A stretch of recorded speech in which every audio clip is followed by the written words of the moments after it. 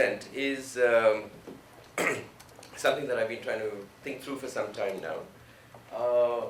It's very much work in progress, so I seriously look forward to thinking about this in different ways and inserting as much as we can of some of the discussions that have taken place here. I should also at this point thank Mike Fisher, who's one person who's actually had a chance to see the original paper in all its unregulated vagueness. It's actually been narrowed down considerably now, tightened that is, and I think it becomes a lot easier to see. Now, again, I would have actually normally read this out, but you know, being in this room, how could I possibly not have some visual aid? So I've done it in a way, though, that's not very creative, and it's really just to sort of help you walk along as I go with it. I'm going to use the notes on the board in a sense to speak. So if you have questions as we go along, feel free to stop me. The actual PowerPoint is also on the wiki page under my name. So if anyone wants to follow it more intimately, you should do so. And anyway, let's get started. This is about citizenship. So there is a classic notion in political science about citizenship, which is kind of a post-World War II idea, which essentially thinks of citizenship as a set of relations between state and citizen, involving rights and obligations. Rights going from, in a sense, what you can claim from the state, obligations, what the state can claim from you. And the tacit underlying condition of that is of a contract. So it's a contract that you may not have explicitly have participated in, but in a sense the social contract is one that sets the parameters and sets the boundaries and sets the terms and sets institutions and conditions of political life within any society. A somewhat sterile, static, useful, but not very practical or insightful way of thinking about things. It's still very powerful, which is why it needs to be mentioned. We then move to a somewhat different conception of citizenship, which is a combination of both a historical as well as a political analysis, which foregrounds the term struggle, which essentially says that, yeah, okay, you've got all these rights and obligations sort of coded somewhere in some abstract political contract that you haven't signed, but in fact, any right and obligation, any right and entitlement worth having has to be fought for. So this allows us then to see from, say, the middle of the 19th century onwards, and I'm thinking here of Western Europe as the frame within which this takes place, the workers, the women, and other groups that have been in some way marginalized or excluded from full citizenship. So citizenship now is already elevated as being the condition of a political subject, of somebody who's come to political terms with themselves, as being the goal, the object, the place one wants to go. It's a fixed and static position. And through struggle of a variety of kinds, other people, other communities, other groups bring themselves into the political circle. And so in a sense, we're all trying to end up in the same place and become like whatever the normative, powerful character, political character is. Sort of a shorthand would be, yeah, I'll leave the shorthand. You can figure out what those are, right? So it's just worth remembering terms like the people and so on, which we use quite indiscriminately, originally begins as a concept of those without property, reminding you of how early forms of citizenship usually entailed certain endowments, like being male, like having property, before one could have political voice of any kind. So we can think then of the period running up to the period of decolonization after World War II, of being citizenship both within societies as well as across the world, slowly becoming a universal norm that liberal societies, in a sense, had to hold on to. We then shift gears somewhat to think about something, or to talk about something called postcolonial citizenship.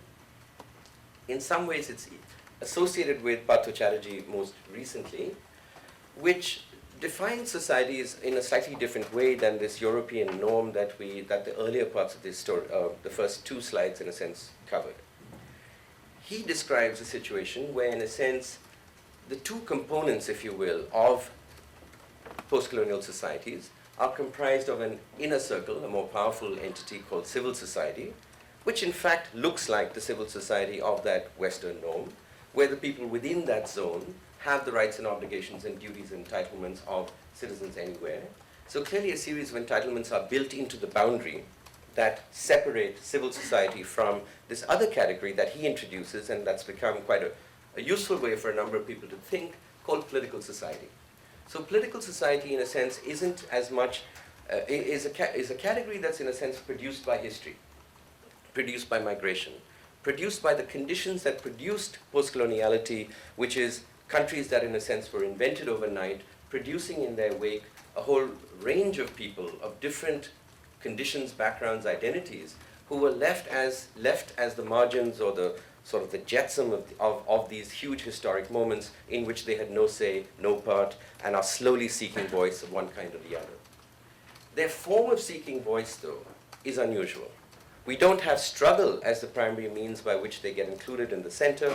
Rather, according to Chatterjee, it's by a certain claim to a moral code that is tacit, implicit, and embedded within this idea of a pastoralist state that the Indian state in this particular case represents. And so the claims that are made to this pastoralist state say, give us a degree of recognition, allow us a certain amount of endowments of resources, and we will not give you anything in return, but we expect it from you because, after all, we're human and we're Indians and all the rest of it. So political society is a form of citizenship, if you can even call it that, which is deeply attenuated, very thin, not much there to begin with, but it allows for a degree of protection. It allows for a degree of, and that's where the pastoral idea comes in. You're looking after the sort of the larger community, but the kind of political rights you can expect are not the same as civil society. So here, in a sense, the boundary shifts between, the critical boundary shifts between civil society and political society, and how that moves back and forth over time. Group rights, something that's typically left out of the traditional citizenship story, also become a major issue here. And when we think about group rights, I think it's important to make an important distinction that we're not just talking about the collective in some abstract sense, but calls for social recognition and calls for cultural equality are not the same thing. And I really want to emphasize this distinction. It's an important distinction to make, I think, in a lot of developing country or third world settings, because recognition, in a sense, and, well, it's easier to see it in the case of equality, where, in a sense, the dividing line between Adivasis, which is an Indian word for referring to indigenous people, is a civilizational divide between them and the rest of society. In terms of recognition, we're talking about somebody who is less human. So these appear to be at one level the same thing, but the ideological condition or creation of these categories is really quite different. Okay? And this is, by the way, all by way, I guess, of long introductions so that I can set up what I'm trying to go with this. Okay. Postcolonial, what does postcolonial context mean? I think there's two conditions that I want to point to as being particularly important now that we start beginning to talk about technology. One is the latecomer idea, meaning that these countries, the countries we're talking about, became independent after World War II, running from the 1940s all the way up to, well, even up to today with South Sudan in some ways. And as a result of being latecomers in relation to technology, had the option, it appeared, of bypassing certain stages in technological development and jumping to some higher, more advanced, more contemporary form of technology as a way of furthering development.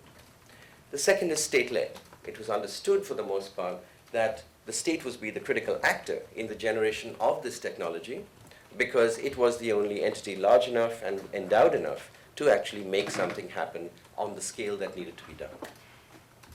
Technology itself is a complicated term in these settings. And I want to point to three meanings, if you will, of technology that operate and resonate within the context of the political culture and ideologies of a number of third world countries. I wouldn't say all of them, but enough to sort of make it, I think, a feasible way of doing this. One is technology as future and technology as utopia. And I put the slash between them because I want to suggest that the two are not the same, and that distinction may be something that we want to come back to, the future being one of those threads that we've sort of thrown out there and is hovering somewhere here, but hasn't been sort of, the stake hasn't been put into its heart yet. And utopia, of course, is a very familiar theme, a familiar trope when we're talking about technologies. And in the third world, if anything, that notion of technological utopias is even more developed, not less, when we compare it to places like the United States and Western Europe, where it exists as well. Technology as political alibi is also interesting, because I think that one of the ways in which post-colonial states seek to generate their own state-building ideologies one of the things they're confronting is the need to come to terms with why they were colonized in the first place. And in a sense, in an interesting reversal or internalization of everything that Michael Addis talks about in Machines as the Measure of Man, the people who suffer most from the illusion that technology was what created colonialism are third world elites. So third world elites, in a sense, say, it's not that we were inferior, it's not that we were dark, it's not that we were dumb. Those guys had better technology than us, and that's why they defeated us. So our civilization is okay, our culture is okay, our people are okay, and all the rest of it. It was just that they had better technology. So that then becomes reversed in the post-colonial moment to say, and now that we have all this technology ourselves, or if we get enough technology ourselves, we'll never let it happen again. So technology both becomes alibi in the sense of something that explains how we got to this miserable state, and it's our way out, and that ties into the future utopia ideal. So it's a well-rounded, nicely, fits nicely well together. Together then, we can say, then technology becomes one of the primary modes of legitimacy for the state, a state that in a sense does not have the kind of long relations with the people in that territorial zone that it's talking about. It needs to produce legitimacy overnight. In some cases it's possible, in other cases the military comes in. And so technology as legitimacy becomes one of those themes that's constantly repeated and reframed and reformed, particularly in places like India, which is the one I'm talking about, but you could think of Indonesia and a number of other countries. Brazil is a perfectly good example. Argentina is excellent as well. All places, in a sense, where technology becomes one of the ways in which the state says, we are different, you need us, and through technology, we will develop a future that we've always wanted. Okay. So what I'm going to call post-colonial citizenship and then quickly morph into technological citizenship requires, as I think this brief outline suggests, thinking about the relationship of technology and political power. Right? I think that should be pretty obvious. It's a kind of a, mission statement, if you will. Now, the question of political power, I'm going to bracket for the moment, because we do need, I think, to talk about the forms, the modes of political power, and the different kinds of responses that sovereign, disciplinary, biopolitical forms of power produce. But in the interest of time, I'm not going to do that. And just turn to technological citizenship itself, as if we know the field of power within which it's being talked about, and focus on the idea that it should be both a process as well as an outcome. And I've given a definition of some kind, which I'm not thrilled about, but at least for the moment it will be a working definition to sort of talk about for the next 15 or 20 minutes, where I want to go. Obviously, there's a tacit definition of citizenship in here. It refers both to a space of autonomy, as well as the conditions in which people operate within that space, namely mutual equality, recognition, dignity. Okay? The combination of the space question and the relations question is, in a sense, what makes this, I think, quite distinct. The technique to contest state power, I'm actually arguing, is an easy one to think about. It's the other one that's the more complicated one. Okay.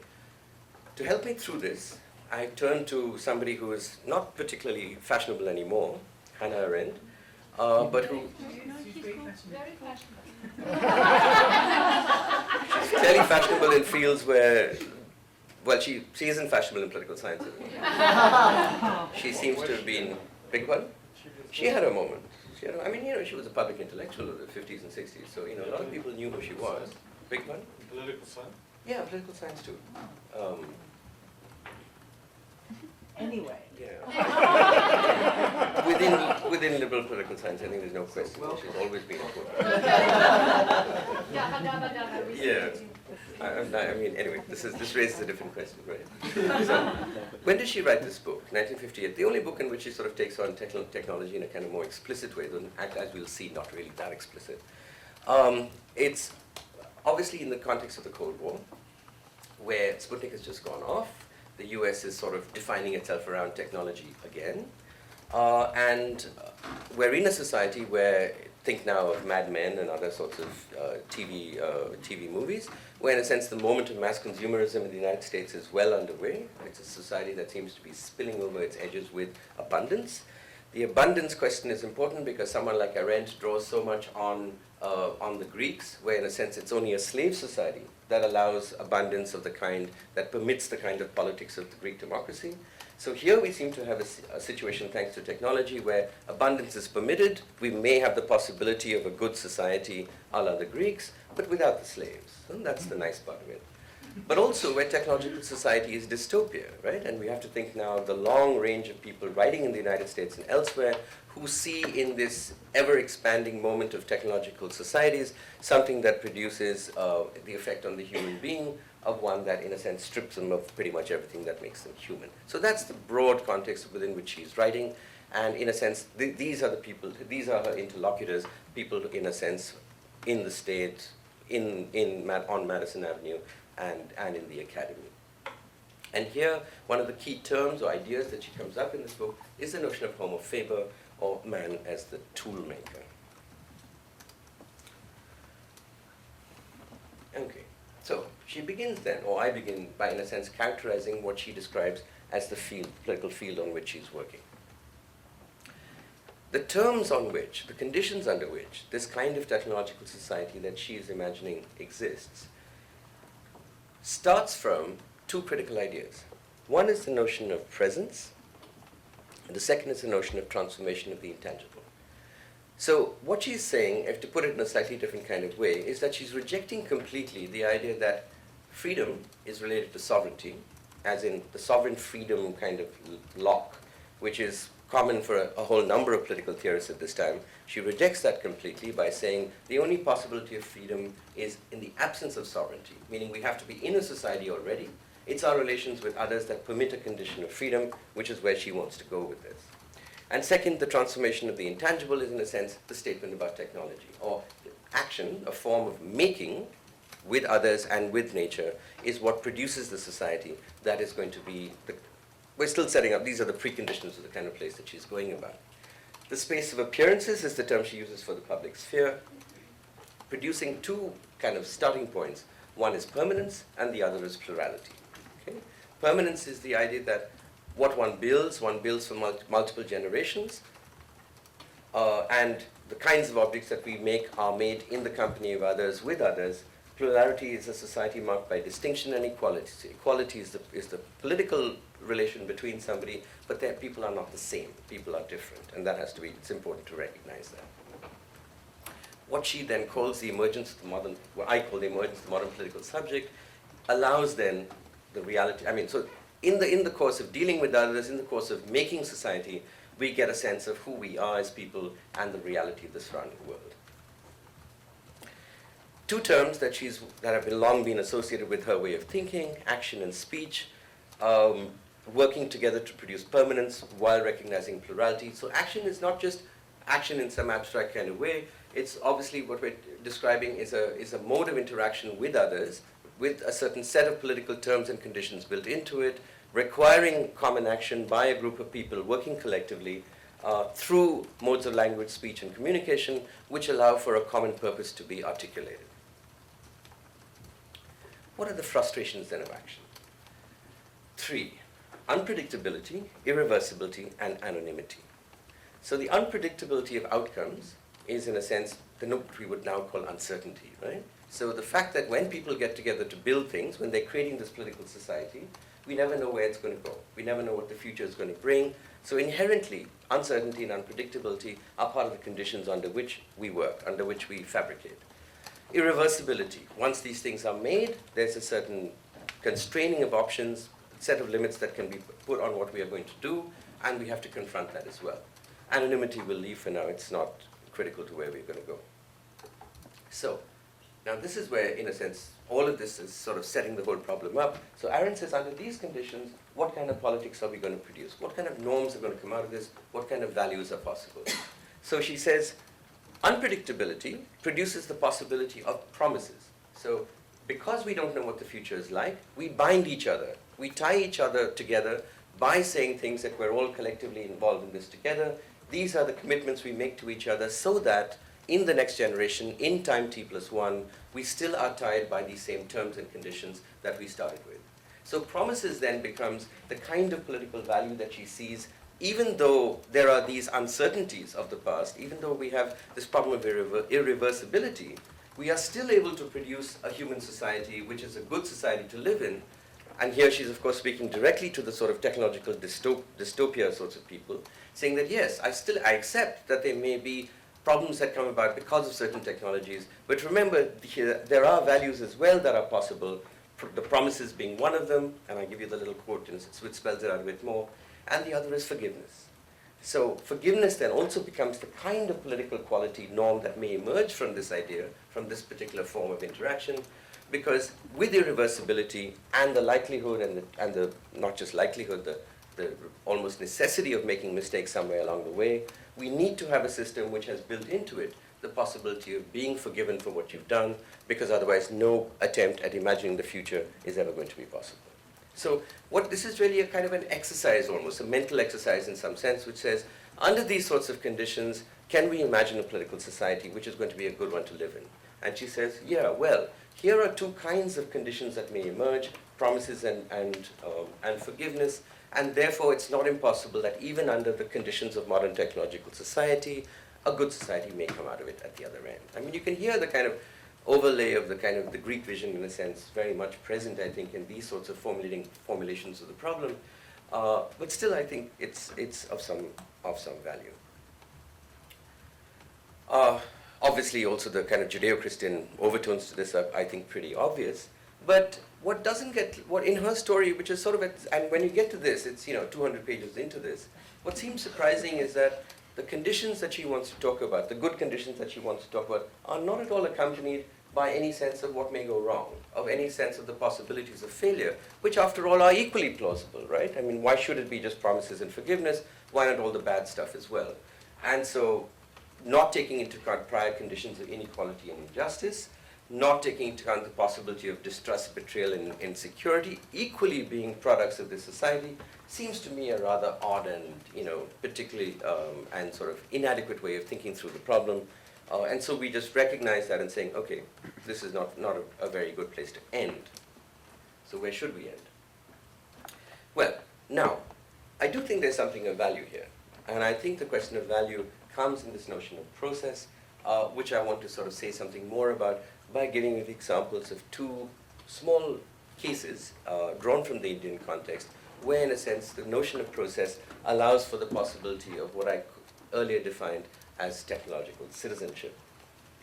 So she herself in a sense indicates it but doesn't do anything with it, which is why we have this quote up here. And here what I'm particularly pointing to is what endures in the realm of human affairs are these processes, which in a sense have a life of their own as well, something that she doesn't explore in any depth. She sees technology very much as a black box. And in a sense what I'm trying to do now is say, well, if we take process seriously, what do we get? Is there actually something to be retrieved from this situation that we don't always end up in that we end up in a place that we would actually want to be in? The first example I want to talk about is the Jaipur foot. Some of you may have heard about this. Essentially, it's a prosthetic. It's a prosthetic that was developed starting in the 1960s. It's still being developed today. But it's a low-cost prosthetic that was developed by a doctor working with, not an engineer, kind of a local blacksmith, if you will, in order to provide prosthetics for people who had lost their limbs in one way or the other. Now, there was an imported substitute available at this time. It was expensive, and it was not particularly hardy under Indian conditions. So the need for this was particularly visible, and this doctor worked in this hospital and sort of realized that this was going to be a problem, started developing this, and did it in all sorts of creative ways. Now, there's a lot to be said about the actual technology of this particular wooden, the outside is wood as well as rubber, prosthetic, and that's really a fascinating story in itself, and if anyone wants, I can say more about it when we get to the Q&A session. But essentially what they do is they start with that imported thing, and then they start adapting it. And they get rid of all the stuff that doesn't work in the Indian setting, and eventually do things like getting bits of vulcanized rubber from a tire factory and using that as the base. They get rid of this fixed ankle and put in a more mobile one. Because in a sense, what becomes an issue right away when we're talking about people using this is that the three conditions, in a sense, that had to be met for a foot of this kind to be, a prosthetic of this kind to be useful. One was hardiness. the people who people couldn't afford something that was going to break down quickly. The second was flexibility in the sense of being able to squat, being able to sit in a squatting position, as well as to be able to sit cross-legged. You needed something that was waterproof because the area was often waterlogged, and you needed something that was going to look nice. And the look nice piece, in a sense, I think took most people by surprise. The assumption being that you're providing somebody with a foot, what does it matter what it looks like? It turns out even the poorest of the poor refused to use feet that did not look natural and did not look as good as they felt it should be. And this is important to remember, that just because someone's economically marginal doesn't mean, in a sense, their demands in terms of both aesthetic quality and functional quality are anyway less than anybody else. And it's to the credit to the designers of this that they took that on seriously, and the look of this foot got better and better as time went on, and it became more and more usable.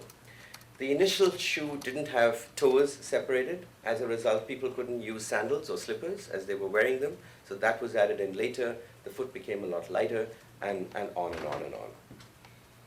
Okay, so to summarize some of the things that went into this, they used low-cost, locally available materials, like the tire factory that I was talking about around the corner.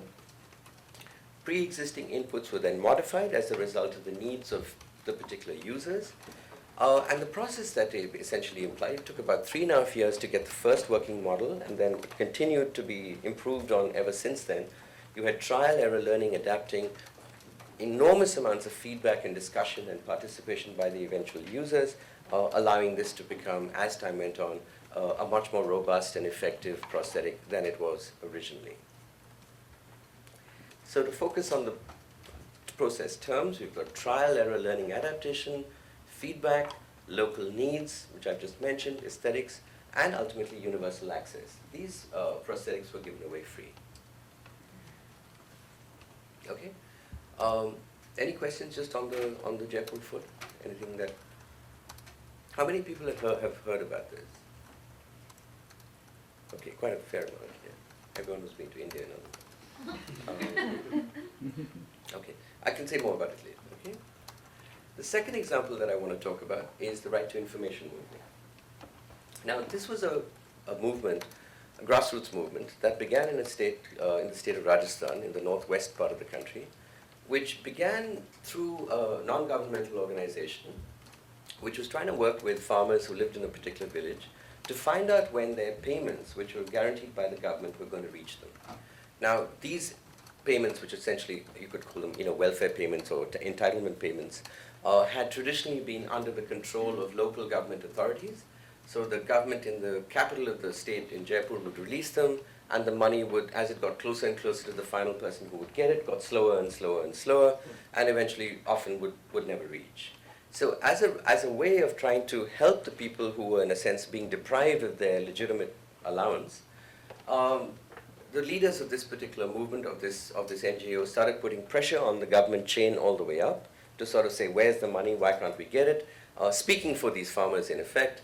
And eventually, the MKSS movement was successful in getting an actual bill passed in the assembly, in the local government body of this state, which was a right to information. So in a sense, what they found was that what they were being blocked by was not just that the payments weren't coming, they were never able to find out where the money was. So the money had been released, where did it go, who was in charge of it, who was responsible, how much was it, and who was going to be accountable for this. So this right to information movement began in a small cluster of villages in one part of the country, very soon expanded into adjoining areas and covered the whole state once this law was passed, and from there became kind of in the context of Indian politics, in a remarkably short period of time, became something that became a national movement with stakeholders and other people interested in this sort of joining in from all sides. And eventually the parliament passes a right to information bill, which, as often happens, they chose not to actually implement for a while until the Supreme Court said, you've got to do this. And in 2005, a right to information bill for the whole country was actually produced, and has become one of the most important ways by which activists and others can find out what the government is up to and hold them to account. Probably the best measure of how successful this is that just a couple of months ago, 4 RTI, right to information activists in different parts of the country, were killed because they were insisting on finding out some information that they had legitimate access to, but the people whose interests were going to be harmed by them make sure that they got killed. So this is how serious this is how important this is, and this is how critical this is in a sense for people on the extreme margins of any society to be able to find out what their government is doing to them and for them. Some of the characteristics I want to point to, one is the speed at which it went from being this little effort in a couple of villages to becoming a national event, a national condition, 10 years. Now this may seem like a long time, it's actually incredibly short to go from there to the whole country, to now be national legislation that everyone in the country is subject to. The range of people involved in it are also worth mentioning. It's not just something that is non-governmental organization and farmers anymore. Activists or people involved in different aspects of society have jumped onto this, and I think these two sides of it, in a sense, complement that. The judicial support, the fact that in the judiciary there was a great deal of support for this, is something that is worth mentioning, because at various points the process was blocked, and it took injunctions from the Supreme Court and from other high courts to kind of move this process along. And a number of state functionaries, of officials in the state, releasing information behind the scenes in secret, in other ways, allowing the activists to find out what was going wrong or what was not taking place, and in a sense using the activists as ways of doing their job properly and not getting into trouble for it. Meaning one of the jobs, one could argue, of an official is sometimes to not have information released. This was their way of being kind of not quite whistleblowers, but in a sense using a public movement to get something done that they wanted to have done anyway. Worth mentioning that it's a grassroots movement coming out of village India, which essentially then becomes something that applies to the entire country. How does it actually happen? The initial organization is extremely small scale. It begins with a small set of villages. It begins with activists, in a sense, who have spent a long time there, know the conditions and difficulties faced by these people extremely well. It's incredibly labor intensive in terms of the actual work that has to be done. People getting mobilized is never something that, I think as we've already heard, Twitter and all these other things are useful, but there's no substitute for just getting out there and getting people mobilized for this. The way it spread across the state in the first instance was not from above, but rather activists who had worked in one area would go to the next set of villages, begin the same process all over again. Often the issues were different, so they had to then adapt their particular message for the conditions locally. Learning what that was took time, building trust took time. Having them join forces with slightly different goals in mind was not an easy job to do. Once that was done, they went on to the next village and the next village and the next village. And so in a sense, the growth of this process was very much a horizontal one to begin with, before it gets scaled up and then becomes part of a national campaign. The adaptation to local needs, reshaping of mutual political imaginaries, what people thought they were doing to begin with, and where they end up in the end, is a process which is mutually constitutive. So as more and more issues become part of the agenda of this movement, the agenda of the movement changes. It has to, in order to keep its different constituencies involved. All of that, I'm saying, is to the good, because in a sense it became a much more expansive and a much more structural movement, if you will, in order to get the impact that it had.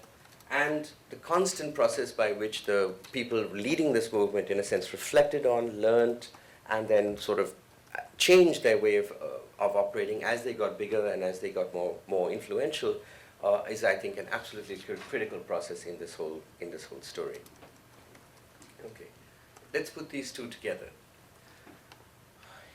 What I'm arguing for in this very sort of quick presentation is that both of these efforts, building the foot, creating this movement, are grounded very much in that Arendtian notion of speech and action. Both movements begin with a clear concern for an ethical problem that needs to be addressed, an issue of injustice that needs to be taken care of. Both of them define the object that they're trying to produce in terms that are easily transportable. I'm calling it modular for now. The mechanism by which organization takes place, the means by which a prosthetic is made, in a sense, can be multiplied ad infinitum without losing its energy, without losing its shape. So it's the same thing, even as it moves between places and as it rises up and down in scale. And it begins on a small scale. The initial amount of investment to produce the first foot was probably no more than $2,000 or $2,500 to produce the first prototype. Similarly, the scale on which the initial movement gets formed is over 3 or 4 villages, nothing more. And only when that's successful do they even realize that this is something that needs to be expanded and taken to other parts of the state and the country. This describes, in some sense, these both describe to me a public good in which the question of free riders isn't an issue. So normally in sort of economics talk, this problem of free riders, people who take advantage of a public good without paying for it, is something that causes the public sphere to be contaminated, to be less than what it should be, because these people taking advantage of it. This is the kind of public good where, partly because of the kinds of resources that are being deployed in order to make it happen, the question of free riders, in a sense, doesn't even apply. People are going to benefit from the creation of this, but it's not one that's going to diminish the efficacy of the thing itself. And that's, I think, quite important to bear in mind. Participation by those final users or by those people implicated or interpolated through this whole process is central to the whole thing.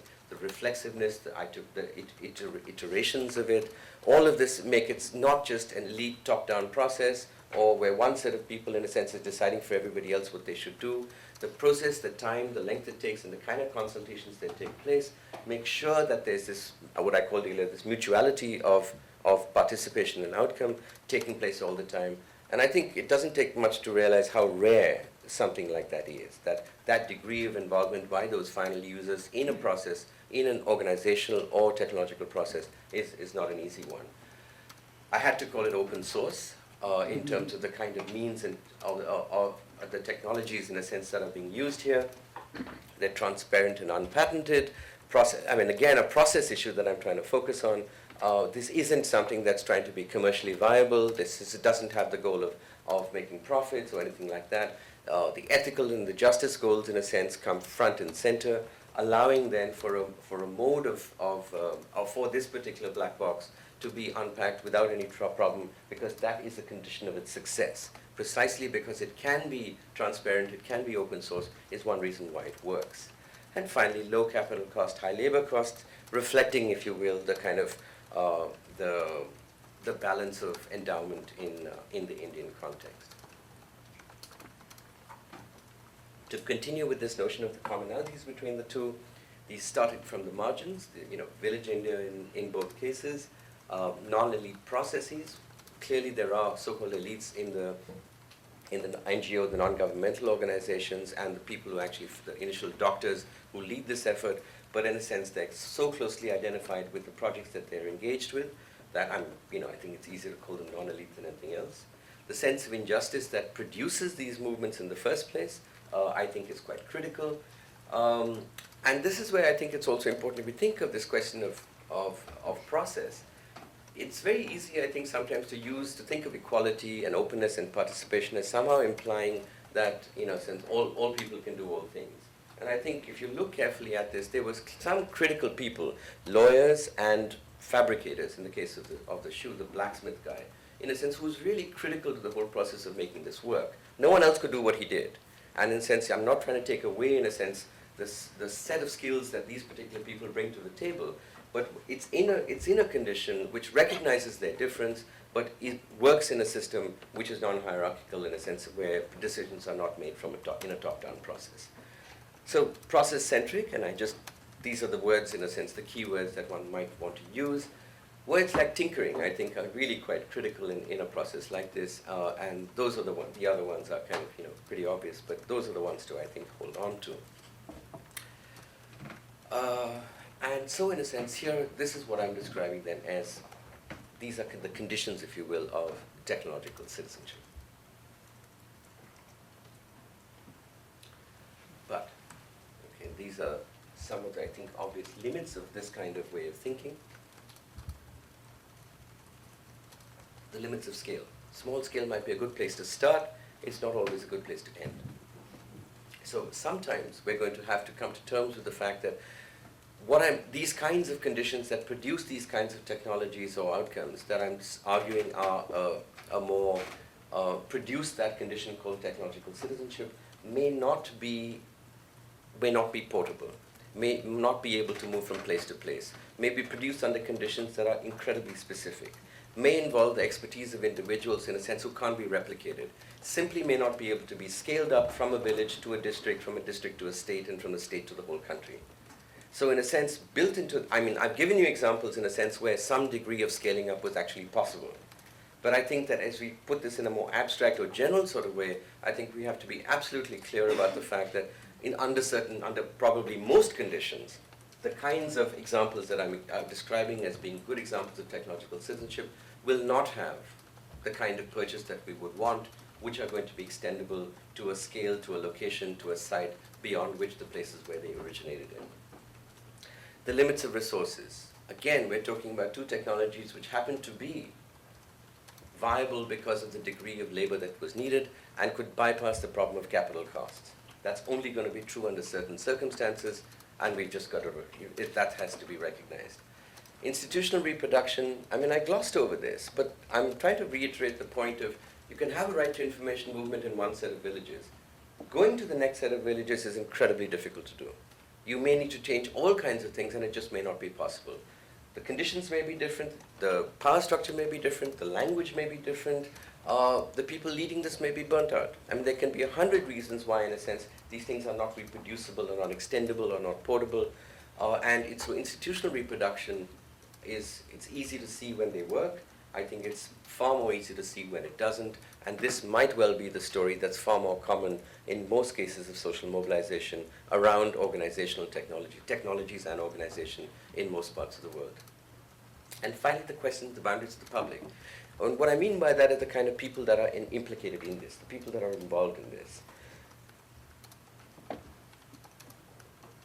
It's easy, I think, it's easy to forget that even in small-scale settings, in village settings, that there is a huge amount of diversity on the ground. And there can well be situations where even the net improvement of one set of people at no cost to others produces a set of relations within those settings, which is one of hostility, envy, jealousy, fear, anger, destruction, right? So even though I've described this as this public good without a free rider problem, meaning everyone benefits, nobody loses, they can still be generated because of pre-existing political inequalities, a set of outcomes which says the guys who are getting the benefits of this don't deserve it because they're evil, because they're Dalit, because they're Adivasi, or because they're men, or because they're women. So there's a whole series of ways in which the fact of internal diversity, I think, has to be taken incredibly seriously. So these are the kinds of conditions that I think have to be taken into account when we imagine that something like this can be taken, can be extended in any sort of way. And that's where I'm going to stop. Mahalo is this.